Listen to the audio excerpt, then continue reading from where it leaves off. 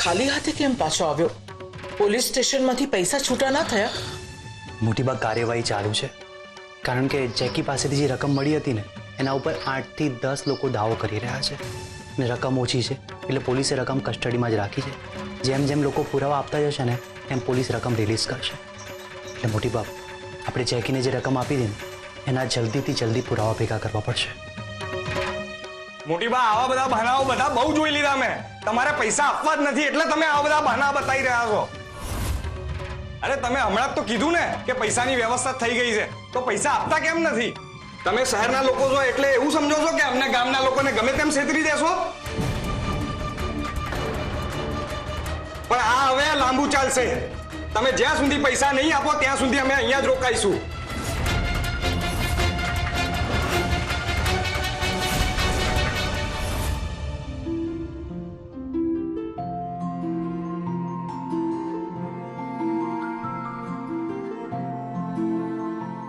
જો હું જાણું છું અજાણી જગ્યા છે, અજાણ્યું ઘર છે એટલે થોડોક સંકોચ થાય,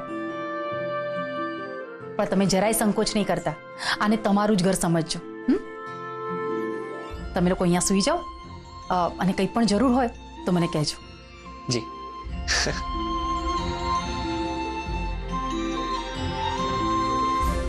આ તો માખણ જેવું પોચું કાઢલું છે.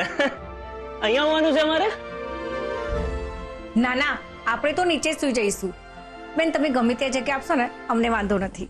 અરે ના ના, તમે લોકો અહીંયા સૂઈ જાઓ. આ લોકો માટે હું બીજા રૂમની વ્યવસ્થા કરું છું. બેન તમને જ્યાં રાખશો ત્યાં અમે રહી લેશું, પણ ખાલી મને એટલું કહો ને, મારે લોટે જવું છે તો અહીંયા જતો આવું? હા હા, આ વોશરૂમ છે, તમે ત્યાં જઈ શકો છો. મીરા, અરે ઓ મીરા, તમે લોકો કોણ છો અને અમારા ઘરમાં કેમ ઘૂસી આવ્યા છો? લજ્જા ભાભી તમે શાંત થઈ જાઓ. શું શાંત થાય? કોણ છે આ લોકો? લજ્જા ભાભી આ કરસનભાઈ છે અને આ એમનો પરિવાર છે. ભીમભાઈના દીકરા ગામડેથી આવ્યા છે. આ એ જ ભીમભાઈ ને જેને પૈસા આપવાની વાત મોટી બા કરતા હતા? પણ આ લોકો અહીંયા શું કરી રહ્યા છે? લજ્જા ભાભી જ્યાં સુધી આપણે એમને પૈસા નહીં આપીએ ત્યાં સુધી આ લોકો અહીંયા જ રહેવાના છે. એમના ગામડે દુકાળ પડ્યો છે એટલે ત્યાં રહી શકે એમ નથી, એટલે મોટી બાએ કહ્યું છે એમને આશરો આપવા માટે. માફ કરજો બેન, તમને થોડી તકલીફ પડી રહી છે, પણ અમારી પાસે બીજો કોઈ રસ્તો નથી. હું તમારા રહેવાની સગવડ બીજે કરી આપું છું, પણ હમણાં અમારા ઘરમાંથી નીકળો. હા, હું મોટી બા સાથે વાત કરી લઉં છું. અને તમને તો 31 તારીખે પૈસા આપવાના હતા ને, તો આટલા વહેલા તમે અમારા ઘરમાં કેમ આવી ગયા છો? કારણ કે અમને તમારા ઉપર ભરોસો નથી. અરે તમારી તો દુકાને બંધ થઈ ગઈ છે ને 31 પહેલા તમે ક્યાંક ભાગી ગયા તો, એટલે અમે તમારી જોડે જ રહીશું. ને કેટલા સમયથી અમારા પૈસા દબાઈને બેઠા છો, ને આ આફતના સમયે અમારા પૈસા અમારા કામમાં ના આવે તો પછી આ પૈસાને અમારે કરવાનું શું? એ ભાઈ, અમે શાંતિથી વાત કરીએ છીએ ને, તો તમે આટલી માથાકૂટ નહીં કરો. હા, લજ્જા ભાભી તમે શાંત થઈ જાઓ. આ લોકો ક્યાં અહીંયા કાયમ માટે રહેવાના છે? બસ 2-4 દિવસ તો એડજસ્ટ કરવાનું છે. પ્લીઝ લજ્જા ભાભી તમે તો સમજો. આ તો મોટી બાએ કહ્યું છે ને એટલે કરું છું. બાકી જો હું મોટી બાની જગ્યાએ હોત ને તો આ બધાને એમની લાયકાત બતાવી દીધી હોત.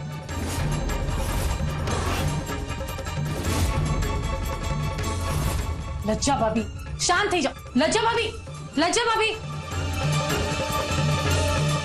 જો તમે લજ્જા ભાભીની વાતનું મન પર નહીં લેતા. આને તમારું જ ઘર સમજીને રહેજો, અને કંઈ પણ જરૂર હોય ને તો હું અહીંયા જ છું, મને કહેજો. હા ઠીક છે.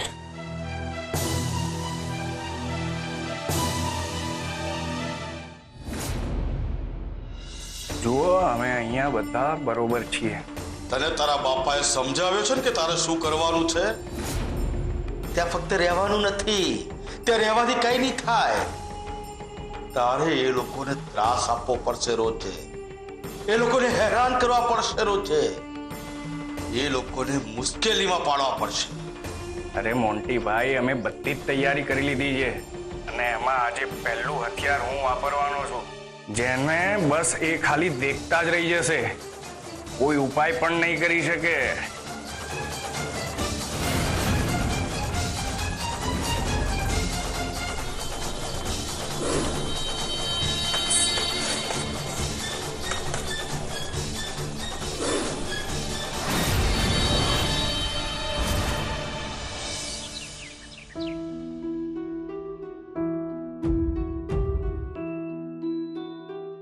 નવરાત્રિના પહેલા દિવસે માતાજીએ મને મારી મા સાથે મળાવી.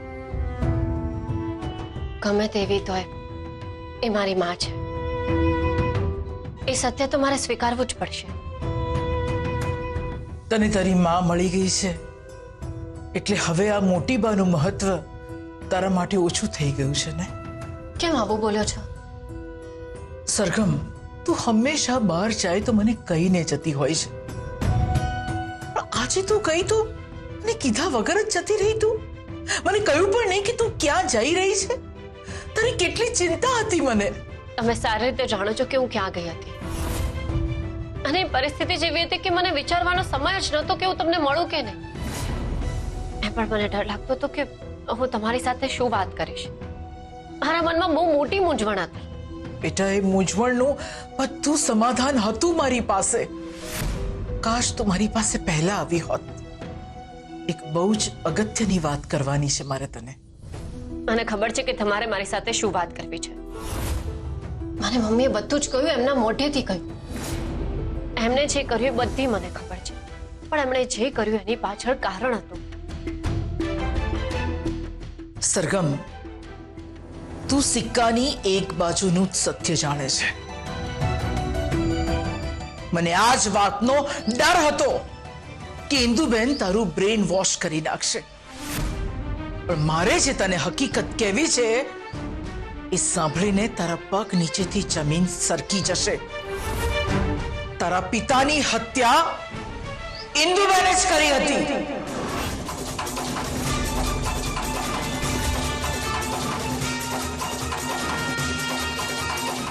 મને આ વાતની ખબર છે, એમણે જ હમણાં મોઢેથી કહ્યું. પણ આશ્ચર્યની વાત એ છે કે તમને આ વાતની કેવી રીતે ખબર છે? હવે ભરતભાઈ વિશેની વાત કરું કે નહીં? સરગમને તો પહેલેથી જ આ ખબર છે. મને હવે બધા કારણોની જાણ થઈ ગઈ છે. મને મારા બધા જ પ્રશ્નોના જવાબ મળી ગયા છે. એણે તને આ વાત કરી કે તારા બાપનું નામ શું છે? મેં એમને પૂછ્યું હતું, પણ બીજી બધી વાતમાં એ નામ જાણવાનું રહી ગયું. અને એમ પણ હવે નામ જાણીને શું, જે હવે હકીકતમાં છે જ નહીં. એમના વિશે જાણવું મને જરૂરી નથી લાગતું. એક એવા વ્યક્તિ હતા, એમણે મારી મા સાથે શું શું કર્યું છે એ જાણવું ઇનફ છે. આ બધું ખોટું છે. આ ફક્ત એક તરફી સત્ય છે ને એ પણ ખોટું છે. તો શું છે સત્ય? શું હતું મારા પિતાનું નામ? કોણ હતા એ?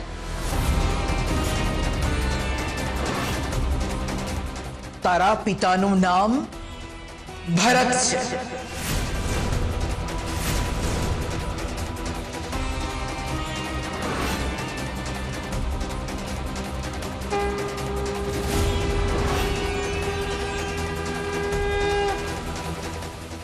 શું એ ભરતભાઈ મારા પિતા છે?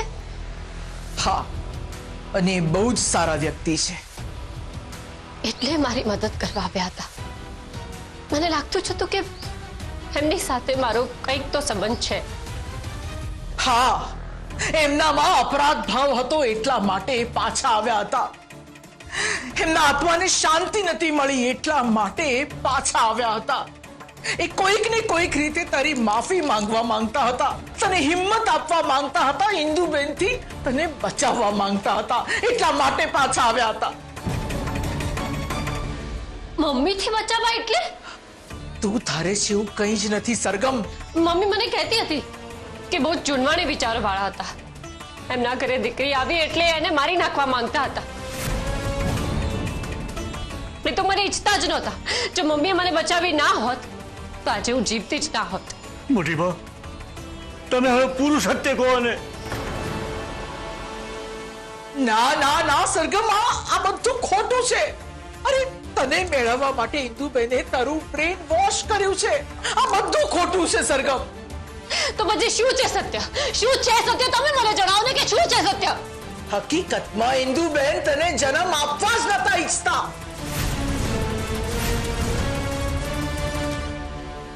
હું કેવી રીતે માની લઉં કે તમારી આ વાત સાચી છે? તમારી વાત પર તો ખોટી હોઈ શકે ને. તમને કોણે કહ્યું આ બધું? તારા પિતાએ. શું મારા પિતાએ તમને આ બધું કહ્યું? હા દીકરા, મોટીબાની વાતનો વિશ્વાસ કર. આ બધું સાચું નથી. અરે હું તો એમ સમજતો હતો કે મારા ઘેર લક્ષ્મીમાં આવ્યા છે. મેં તો તારી જોડે આખી જિંદગી વિતાવવાના સપના જોયા હતા બેટા. બેટા એ તને લક્ષ્મી ગણતા હતા. તારા જન્મથી એ બહુ જ ખુશ હતા. જો આ લોકેટ પણ એણે તારા માટે બનાવડાયું હતું.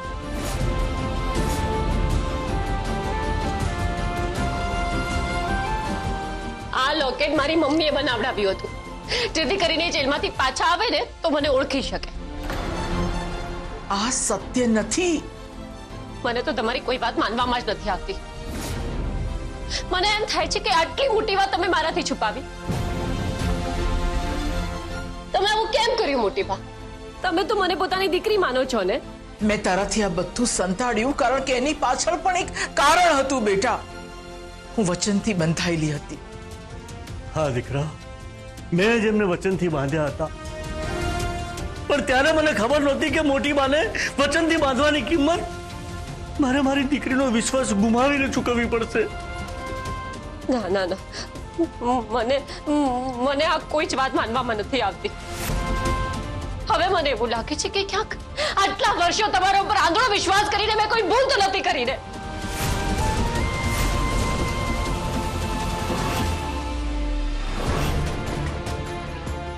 સરખમ, અરે બેટા, વાત એવી નથી. તું મોટી બાની વાતનો વિશ્વાસ કર બેટા. એ સ્ત્રી ખતરનાક છે. એને તારા મગજમાં મારા વિરુદ્ધ ઝેર ભર્યું છે બેટા.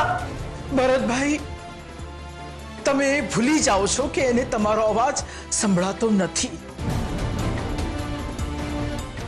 આજે પહેલી વાર એવું થયું છે કે એણે મને કહ્યું કે મોટી બા, તમારી વાત પર ભરોસો કરીને મેં બહુ મોટી ભૂલ કરી નાખી છે. એ મને પોતાની માં સમાન ગણે છે. હિન્દુબેન પાસે પણ એણે મારા ભરોસાની સરખામણી કરી છે. હું જાણું છું કે એ જિદ્દી છે, પણ એની આ જીદ, એની પાછળ બહુ બધું એનું ખર્ચાઈ જશે. ઇન્દુબેનનું સાંભળીને આવી છે ને. હવે કોઈનું નહીં સાંભળે. કોઈનો અવાજ એને નહીં સંભળાય હવે ભરતભાઈ.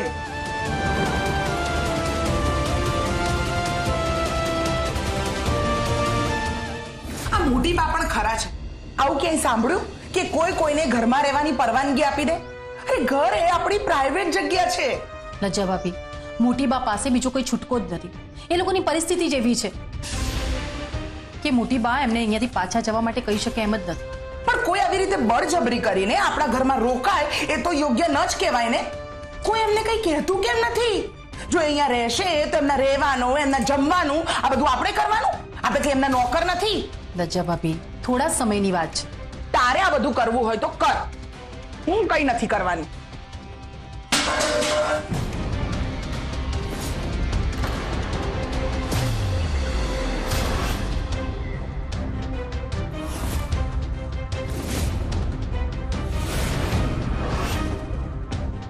મીરા, આ ડબ્બો તો હમણાં એમને એમ જ પડ્યો હતો, તો અચાનકથી કેવી રીતે પડી ગયો? લાગે છે કે ઘરમાં બિલાડું આવી ગયું છે. ના, કંઈક બીજું જ છે.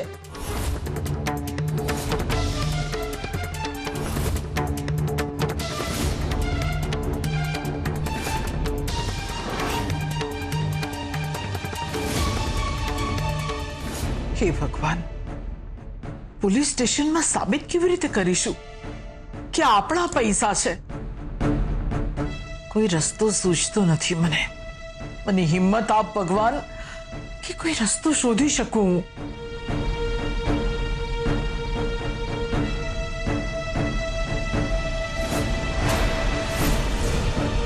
સાપ?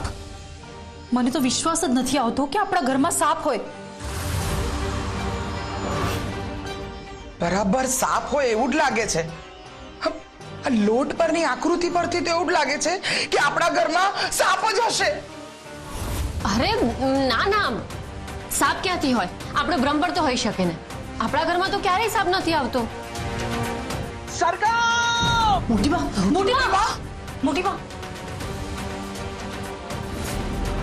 દીબા, મોટી બા, મોટી બા, મોટી બા, શું થયું? મોટી બા, ક્યાં છે? સાપ ક્યાં છે? લચ્છા આંટી, તમે શાંતિ રાખો ને. ઘરમાં ક્યાંથી સાપ આવે? ના ના ના સરગમ, લચ્છા બહુ સાચા છે. શું એટલે ઘરમાં સાચે જ સાપ છે?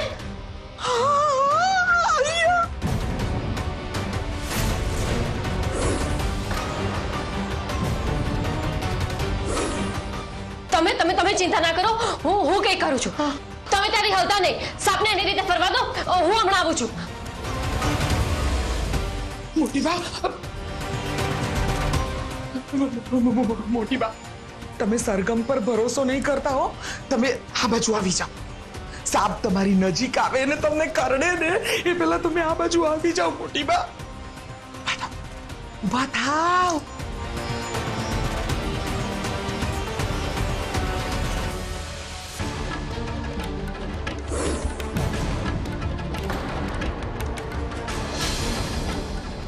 મોટી બા, સરગમ,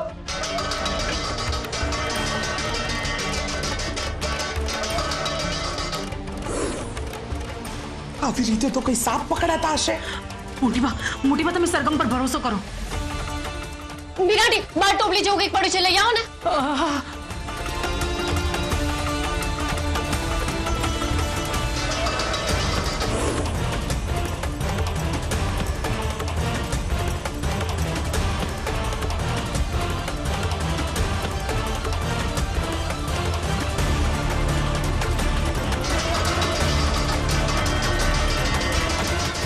સરગમ, સાપ તારી નજીક આવી રહ્યો છે. તમે ચિંતા ના કરો, હું સંભાળી લઈશ.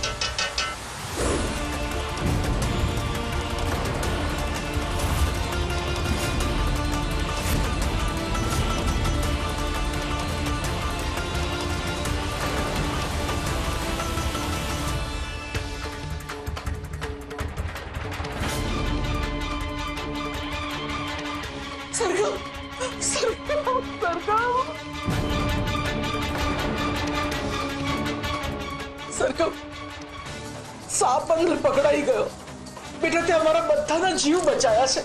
હું તો 1 મિનિટ માટે ડરી ગઈ હતી આ સાપને જોઈને. હા સરગમ, મને તો ડર હતો કે આ સાપ તને કશું કરી ના લે. હા, સાપ કોઈનો પાડેલો છે. બહાર આ ટોપલી જોઈને તું સમજી ગઈ હતી. એટલે એનો અર્થ એમ કે આ સાપ એમને નથી આવ્યો, કોઈ કેને લઈને આવ્યું છે. હા,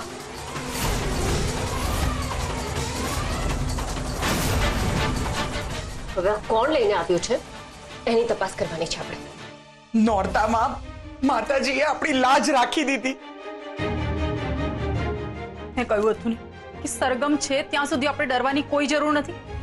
આજે નોરતાના દિવસે આ વિઘ્નને સરગમે આપણાથી દૂર કર્યું. Thank you Sargam, thank you. બોલો શ્રી અંબે માતની જય.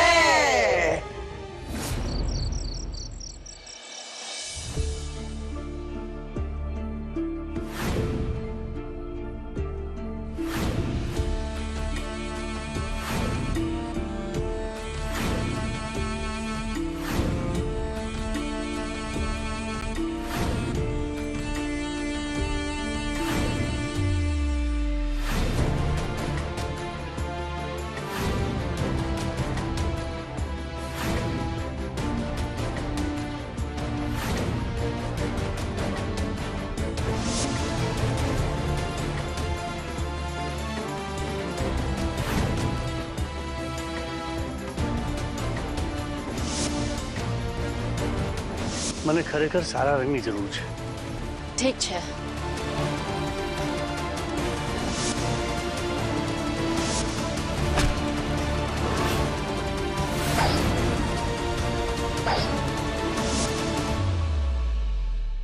તને એવું લાગે છે કે તારી માં ખોટી છે? હવે એ ના ભૂલીશ, ઇન્દુ તારી માં છે. તને બચાવવા માટે એણે તારા પપ્પાને મારી નાખ્યા. અને જેની સજા એ ભોગવી ચૂકી છે. તને એવું લાગે છે કે તારા પપ્પા ખોટા છે? એમણે મોટી બાને બધું ખોટું કહ્યું હશે, પણ એ તો વિચાર કર, મોટી બાએ આજ સુધી કોઈ દિવસ ક્યારેય કંઈ ખોટું કહ્યું છે? હું ઇન્દુ આંટીની વાત માનું છું, એનો અર્થ એ નથી કે હું એમની બધી જ વાત માનું છું. અને બીજી બાજુ હું મોટી બાની વાતને નકારી પણ નથી શકતી અને એમની વાતને પૂરેપૂરી રીતે સ્વીકારી પણ નથી શકતી. એટલે હવે આ વાતની તપાસ હું જાતે જ કરીશ અને સત્યને શોધીશ. હવે આ રસ્તા ઉપર હું એકલી જ ચાલીશ. મને કોઈની ઉપર વિશ્વાસ નથી.